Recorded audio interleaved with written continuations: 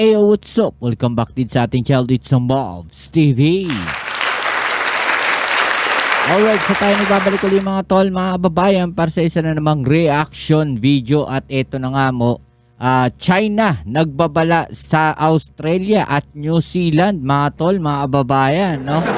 At President Trump kumpirmado, no, maghahatid ng tulong militar sa Pilipinas. Ang lahat ng yan ay galing mula sa channel ni Melbs Castle. Alright, sa mga hindi pa po nakasubscribe dito sa ating channel at kung kayo ay bago pa lang po, please don't forget to subscribe dyan sa ibaba. At sa mga nandyan po palagi at nakasuporta dito sa ating channel, pa-click naman po ang like button. Kagaya po ng dati, one click ng like button sa mga new at mga lagi pong nanonood dito sa ating channel. One view, one like po sana. Maraming salamat sa inyo.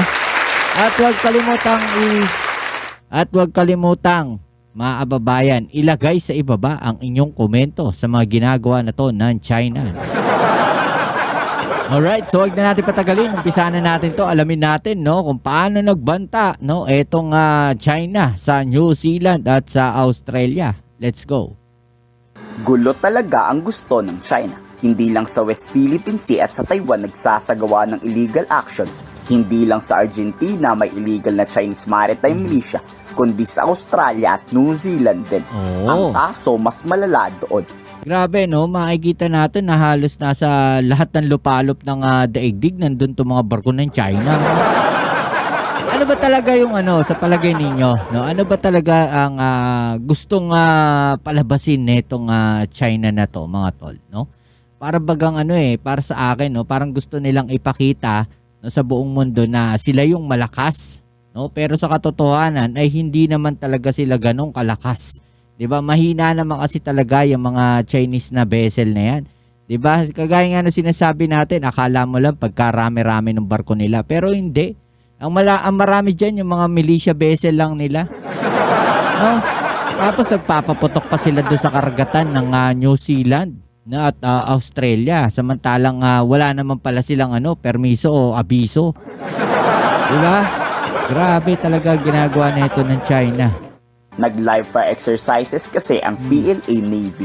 Dito nagpasabog ng mga missile, machine guns at cannon. Bago magpaputok, pinagbantaan pa ang lahat ng barko at eroplano sa paligid. Grabe, magpapasabog daw ang China. Lumayo kayo para hindi kayo madamay o matamaan. Pag kayo hindi lumaya sa paligid ng Chinese warship, wala kaming kasalanan pag kayong tinamaan. No, 'di ba? Sila pa yung matapang, no? Alina nga yung ginawa nila, no, na wala silang paabiso. Yun nga yung sinasabi ng ambassador ng New Zealand, hindi man lang kayo nag-abiso, no, tapos sila pa yung matapang. Sila pa yung ganyan na parang tilabaga nagbabanta pa sila. 'Di ba? At ang kawawa talaga yung mga naapektuhan niya na mga bumabiyahe diyan sa ruta na 'yan. Dahil wala silang choice kundi magre-route dahil po sa ginawang katarantaduhan nito mga Chinese vessel na to. Etong PLA Navy na to. 'Di ba? Security. This is Chinese Naval Task Force. We're conducting live fire exercise in a circle area. All vessels please keep the all clear. Mukhang nagbababala Diba? na ang China sa New Zealand at Australia. Kung makikis Please yung mga vessel daw, stay clear daw, parang gano'n. Umalis kayo. No, nagpapaputok kami rito. 'Di ba? Baka tamaan kayo diyan. Parang gano'n. Kanilang sinasabi dito, which is hindi dapat, no? Kasi hindi naman nila katubigan 'yan, hindi naman nila teritoryo 'yan. Bakit yan kayo magla-live fire drill? No, una-una hindi naman kasama yung bansang Australia. Hindi rin naman kasama yung New Zealand doon sa live fire drill ninyo. O anong karapatan ninyo na diyan gumawa ng exercises, no, ng live fire drill exercise ninyo? 'Di ba? Wala silang karapatan diyan, 'di ba? sali kayo sa gulo sa South China Sea o sa Taiwan, gantong bomba ang kakaharapin nyo. Are rehearsing. What do you think they're rehearsing for? Land strike missions against Australian infrastructure and bases is unacceptable. We need 24/7 situational awareness of everything going on in our sea and air space around us. Nang tinanong naman ng Chinese ambassador sa New Zealand, bakit nagsasagawa ang China ng military exercises drills doon? Ang sagot ng Chinese ambassador, bakit kayo may warship sa South China Sea? No. Napakayabang ng sagot, di ba? Why are they conducting live firing exercises? Why? These New Zealand warships near the coast of China. May mas nakakatakot Yun no, di ba? Ang angas, di ba? Nung sagot nila. Di ba wala sa lugar. No, sila pa yung matapang. Dapat talaga yung mga yan, yung mga kagaya niya, may mga Chinese ambassador sa ibang bansa. Dapat diyan itapon na pabalik sa China eh. No, sa buong mundo, lahat ng mga ambassador na yan, since ganyan yung ginagawa nila, palayasin nila dyan sa bansa. Kahit yun nandito sa Pilipinas. No, palayasin na yan. Wala naman silbi yung mga yan, lalo lang nagpapataas ng tensyon yung mga yan. Diba? pa dyan. Hindi lang sa West Philippine Sea ang balak sakupin ng China, kundi pati Palawan. Palawan. Oh. Oo, Palawan daw ay parte ng Chinese territory. Babawiin daw ng mga Chinese sa kamay ng magnanakaw na Pilipinas. Nagpapakalat Talaga? naman nga ng fake news ang China ngayon. Ang sabi sa ninuno daw nila ang Palawan. Oh. Sa kanila daw tunay ang Palawan. Dito pinalagyan niya ng National Security Council dahil dyan mas lalo ngang nanindigan ng AFP na huwag tanggalin ang US Typhoon missile. Try niyong sakupin yan. Remain steadfast in our commitment to defending our nation's sovereignty and ensuring regional stability. The deployment of the U.S. Typhoon missile in the country actually strengthens our defensive posture in the face of evolving security challenges, no? And it also aligns with our ongoing modernization efforts as well. So let us be clear with this. While they can demand all they want, no foreign power can dictate how we fortify our national defense. naman. So the overarching premise here is Philippine sovereignty over security decisions. No external party has the authority to dictate our defense posture. No, every decision we make is actually based on what is best for national security. Tama naman. Talagang nagsasanay nga ang China sa gera. Dapat lalo pang pag-igtingin ng AFP mag-ensayo din para dito. Kayo, ano sa tingin nyo ang balak ng China? Yon, 'di ba? Ano sa tingin ninyo ang balak ng China no diyan sa kanilang mga ginagawa na yan, no? At sa isa pang balita mga tol, President Trump o Amerika kumpirmado, pipirmahan na ang release paper, bibigyan ng AFP ng F-16 fighter jets at HIMARS. Naku, mawiwindang ang China rito. Magagalit na naman ng China rito mga tol, no? Sabihin na naman nila, bakit kayo nangihimasok sa Pilipinas? No, bakit kayo nakikialam sa Pilipinas? 'Di ba? Ganyan yung mga yan eh. Huwag kayong makialam dito. Parang ganun yung sinasabi nila. Bakit nga ba nila sinasabi yun? Natatakot sila sa mga puwersa ng mga kaalyado ng bansa ng Pilipinas, ng Taiwan, no, ng Japan. Kaya nila sinasabi yan mga tol para wala nang makakahadlang dun sa malaking plano nila. 'Di ba? Iyak na naman ang China sa balitang ito. Iyak. President Donald Trump inaprubahan na ang unang batch na military weapons para sa Armed Forces of the Philippines. Na-deliver na ang machine guns, mortars at ammunition para sa Philippine Army. Ramdam tuloy ni Commanding General Roy Galido, susunod na ang sariling HIMARS ng militar. Tapos mukhang i-release na rin yung 24 na F-16 fighter jet para sa Philippine Air Force. Nauna na ding ipinangako ni US Defense Secretary Pete Hegseth na dadagdagan nito ang medium-range Typhoon missile.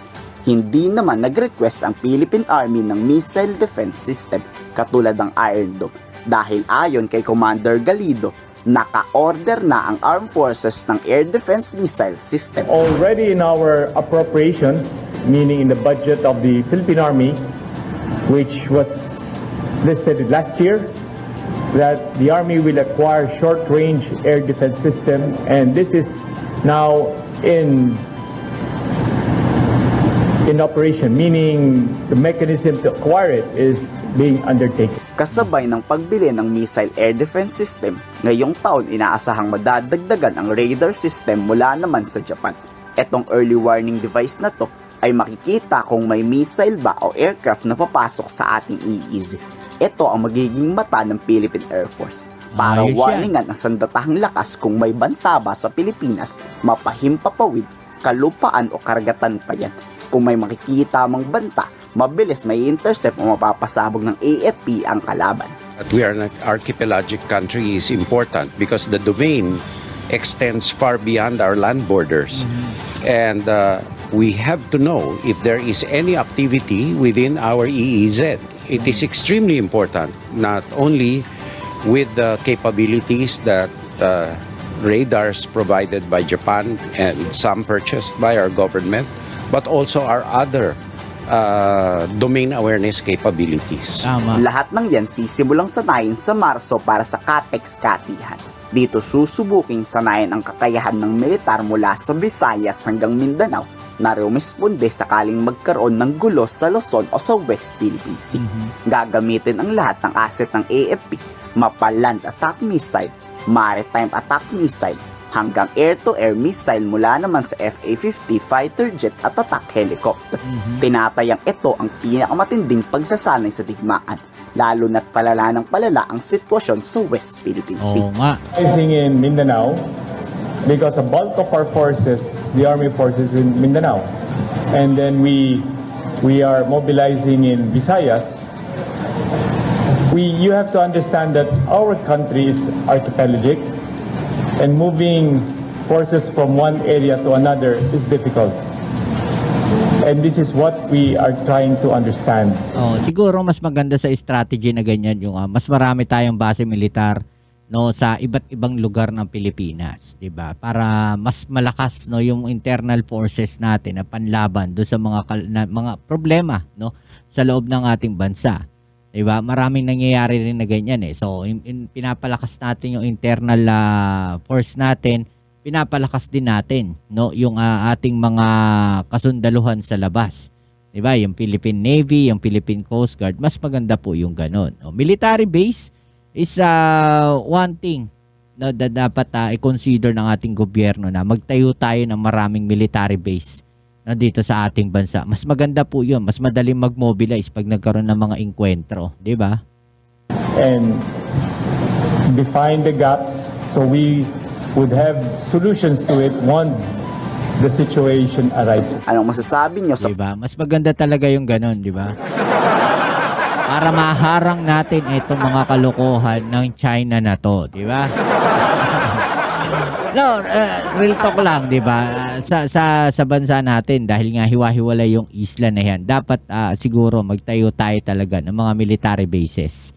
No? Sa mga areas na yan na kung saan madaling mag-mobilize yung mga kasundaluhan natin. Kumbaga, strategic locations na lang. No? Like sa Mindanao, merong isang malaking military base doon. And then may mga areas na i-scattered nila, no, yung mga sub-military bases na yan. Maganda po yan, di ba? At the same time, dapat mas dumarami rin yung ating mga barko no, ng Philippine Coast Guard, ng Philippine Navy para sa depensa naman. Laban dito sa ginagawa na to ng China. Kaya takot na takot yung China eh. No, na nandito yung puwersa ng ibang bansa. Kita niyo yung katwiran nila, di ba, sa New Zealand tsaka sa Australia. Bakit daw yung barko nila no ng Australia at New Zealand nandito sa South China Sea merong military drill exercise kasama yung Pilipinas, 'di ba? So yun din yung ginamit nilang katwiran na kaya sila nandun sa katubigan na yun. Ang tanong no natin dito sa China, sino yung kaano nyo din doon sa lugar na yun na magkaroon ng military drill exercise? Hindi naman kayo kasama ng hindi nyo naman kasama yung Australia at New Zealand para mag-conduct ng military drill exercise doon. Diba? So wala sa katwiran talaga itong mga ginagawa na to ng China. Diba? So ano sa palagay ninyo mga tol, mga kababayan, i-comment down sa ibaba ang inyong mga opinion at ating yung pag-usapan. Alright? So yan muli, maraming salamat sa lahat ng mga patuloy na kasuporta dito sa ating channel. Kita-kits tayo sa ating next video upload. Ito muli ang inyong Kuya Mobs sa Mobs TV. Peace. I'm out.